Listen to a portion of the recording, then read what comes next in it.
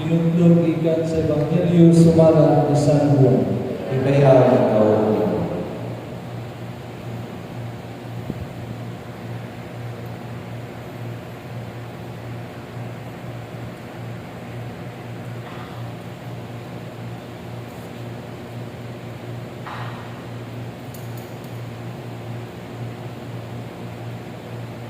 Si Jesus mingon sa iyang mga tinunan, ayaw ka mong kagul, saling ako sa Dios o saling usap ka nako.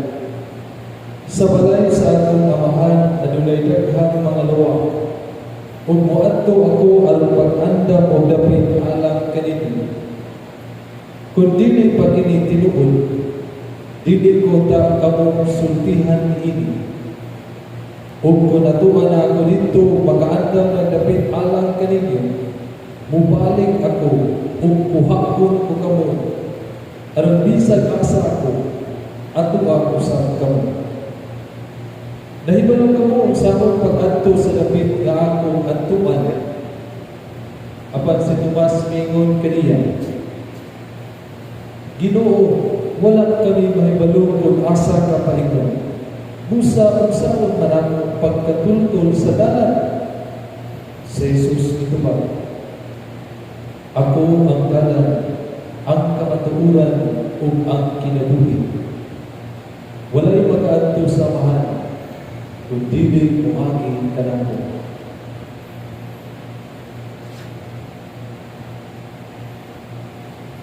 Ang Ebanghelyo sa Ginoo. Dahil ikaw ang Kristo, paniho mo pamilya sa pagtibol.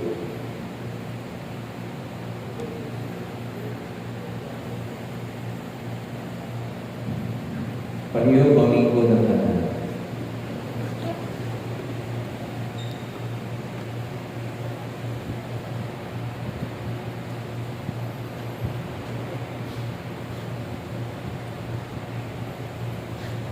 Sa tanang mga kapalian na nagkaruniki, pinanguluhan, yung Sr. Boy Laron Jr., sa tanang mga religious men and women, yung mag-usap ninyong mga katawhan sa Diyos, natong tanan mayong hapon.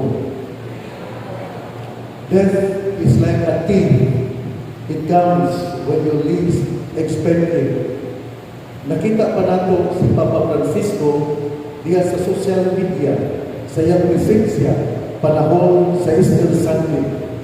Ang iyang katapusang pulong sa katawhan mao, Happy Easter, God bless you. Namakpak sa kalipay ang katawhan pagkadungog sa iyang timo. Mao na kanto ang iyang panamilig sa katawhan. Ang mga taong balaan mamatay sa dagko nga pagkitabo sa simbahan. Si St. John Paul II namatay sa oktaba sa pagkabanhag, Divine Mercy Sunday, April 2, 2005, sa edad na 85 nga katuig. Si Pope Benedict XVI namatay sa December 31, 2022, oktaba sa Christmas, 95 years old. O si Papa Francisco namatay kagahapon, April 21, Monday, within the octave of Easter, 88 years old when he died. The presence of Pope Francis among his people is his best legacy to the Church. The presence of Pope Francis among his people is his best legacy to the Church. Pagpakikuban sa wala pa mamatay, Easter Sunday, niubangan siya sa katawhan, nipakita siya sa mga nabiktima sa bagyong Yolanda sa tuig sa January 17, 2015, tuwapon siya sa Tacloban, Alpalo, Leyte. Yan pong November 17, 2023, sa diyang mihimo o pilgrimage sa Roma, ang pundok sa Archdiocese sa Osamis, di 22 kapari, mga 13-14 principals sa Catholic School sa Misamis Occidental o mga 78 ng mga laiko, 103 ang tanan. Gihatagan kami niya sa pribilehiyo ng mga private audience. ang grupo nakahalok o nakalaman ni Pope Francis. 22 priests, 13 principals, o 78 lay people, 103 all in all. Ang iyang presensya nakatandog o gahatag o lasting impact sa mga tao na nakaduol o naka-amen kaniya. Mao nga ang yung unang punto, mao gayon ang presensya, ang buhing presensya ni Papa Francisco, diin siya nakiguban gayon sa katawhan. Kini usap kong kini kahakit, alam ka natong tanan, labi na sa mga kaparian, ang atong presensya din nga uban sa katawhan. Din kita ginuyo sa kalipay o kasakit. The second point that I remember about the late Pope Francis is his guidance of the church. Gigiyahan niya ang simbahan, labi na nga iyang itulungan ng mga pare, dili yun maabuso, sexual abuse sa mga batanon. Iya po nga ipahimangluan ang mga obispo nga mo-promote o accountability sa diocese. Labaw sa tanan, iyang kinasig ang mga obispo na muadto ang mga pare sa peripheries sa suong o labing bukid nga lugar aron muhalad sa Santos na Misa, dili lang kausaso sa Katolik, kundi kada bulan. Ang mga gaalagad sa simbahan, iya po nagidasig na mualagad na puno sa pagpaubos, na mubatik sa kalisod sa katawhan o sa pagpapalagad to smell like the sheep. His message will continue to guide not just our Catholic Church, our people, but also all nations and communities toward a more compassionate and just world. Importante yung kaayo nga kita ugiya o ang pagiya ni Papa Francisco sa simbahan.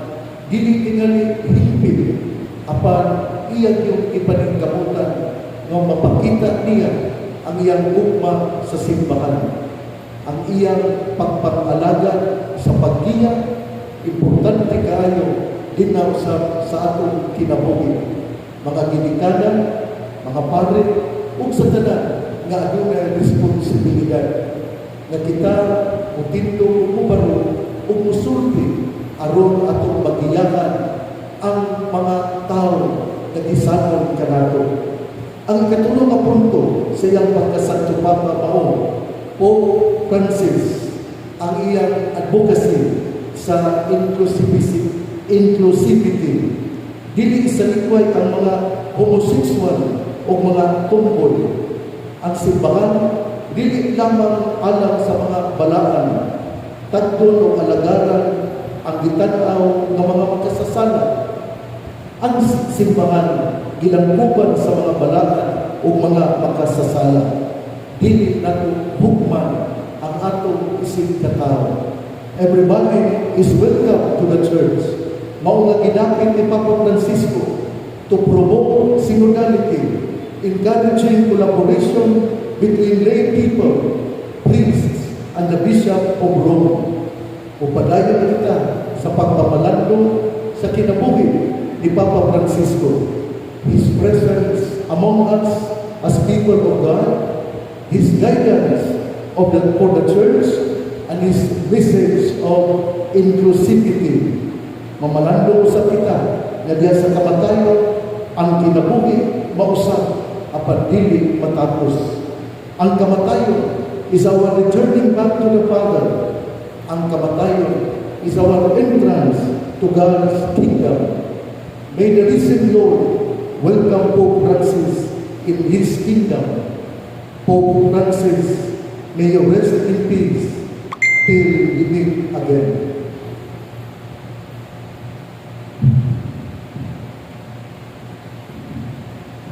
Paliw-paliw ng tanan.